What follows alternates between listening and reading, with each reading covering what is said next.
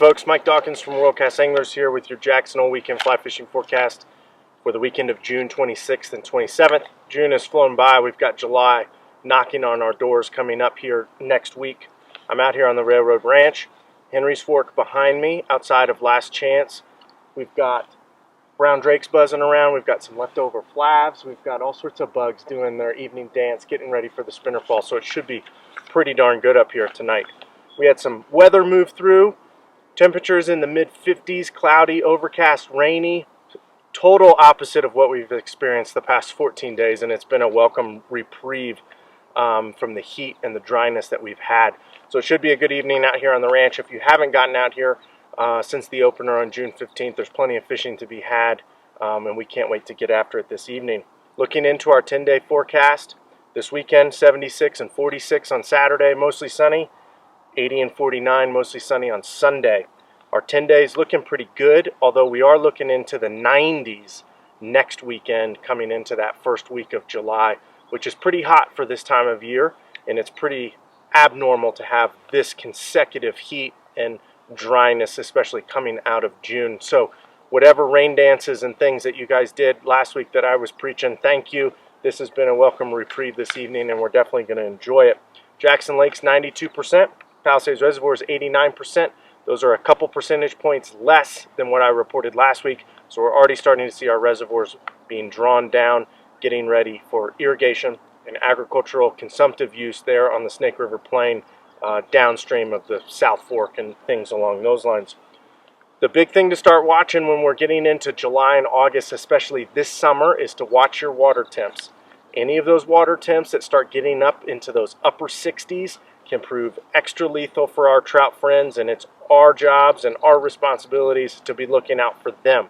So if you are fishing, we don't have to have a photo of every fish. Get them in the net, get creative with your keep them wet fish handling and things along those lines. Be extra careful on those afternoon and evening sessions, and most importantly, come in, buy a thermometer, keep it in your pack, keep it in your drift boat.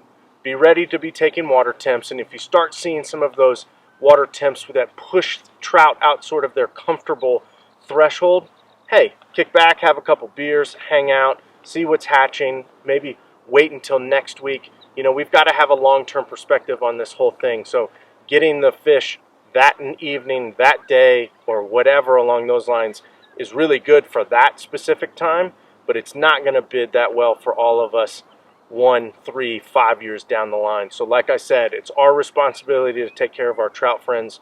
So I'm going to make a conceited effort, an extra effort this summer, and I hope you guys can too. The Henry's Fork behind me, 1,260 CFS being discharged from the box, 2,090 CFS there on the lower river. As I was just saying, Box Canyon temperatures are looking in the low 60s. Great trout fishing, great comfortable level for our trout friends. Aura down there, we're starting to see some temperatures in the high 60s, which I was saying in the afternoons can be really stressful and harmful on our fish. The Box Canyon still fishing well, dry dropper, green drakes, golden stones, pair those with bullet quills, tactical P-tails, perdigons, things along those lines have been good. Those are a little bit higher than normal flows coming out of the box, and especially here on the ranch. So concentrate on getting your flies down and keeping them down, and that's going to be super successful for your fishing outings there, as well as getting on the water or getting on the early or getting on the water late outside of the general recreational users. As I was saying, the ranch, it opened on June 15th.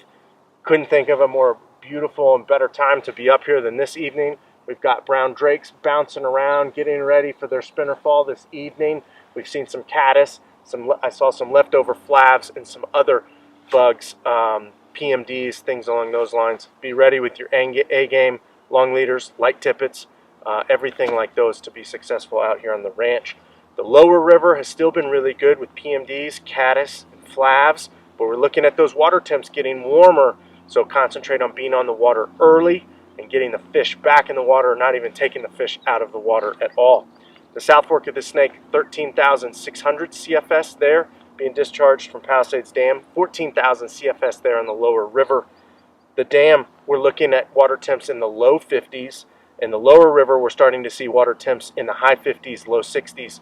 We've had some reports of some salmon flies on the lower river, And the drake fishing with the dry fly fishing in section 3 and section 4 has been really good and really fun. But be ready for those salmon flies next week, because it's going to be really good. We've got awesome clarity, awesome flows, and especially if water managers keep them stable, it's going to be really good. The Teton, 425 CFS around Driggs, 955 CFS there near St. Anthony. The Teton is dropping, it's clearing, it's dropping like a rock, and it's starting to offer some really good fishing options. The upper river is starting to get busy with general recreational users, so be on early, be on late, fishing, small attractors, PMDs, caddis, some drakes, all of those types of things have been really good. Small streamers have been really good too on the upper river. We've seen some salmon flies and golden stones on the lower river, so that's been offering some really good foam fishing and some really good dry dropper fishing, as well as some drakes, especially in those lakes and that sandy sort of silty soil. The Snake in Jackson, 3,640 CFS from Jackson Lake Dam, 7,950 CFS there going into Palisades Reservoir. It's been dropping like a rock too. Clarity has been really good. Fishing is there, if not accessible right now. We've just had some other great fishing opportunities where we haven't been concentrating on the snake, like the brown drakes on the ranch behind me, the South Fork of the Snake, the drakes down there.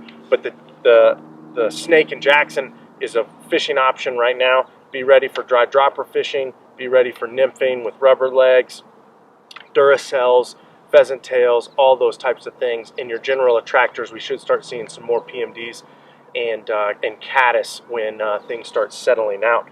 Our lakes have still been fishing really good. We've had some great reports of drakes and some flying ants on Lewis Lake in Yellowstone National Park. We've had some great flying ant reports from Jenny Lake in Grand Teton National Park. Our creeks and tributaries, Palisades Reservoir tributaries are open. They've been offering some great opportunities for small creek fishing and tributary fishing. South Fork and Teton tributaries are still closed, so we don't want to see any cars parked at the Bitch Creek Bridge. We don't want to see any cars parked on Pine Creek, or we're going to come and get you, because those don't open until July 1st. So keep that in mind. They may be too low and too warm for the opener this year, as I was describing our water situation.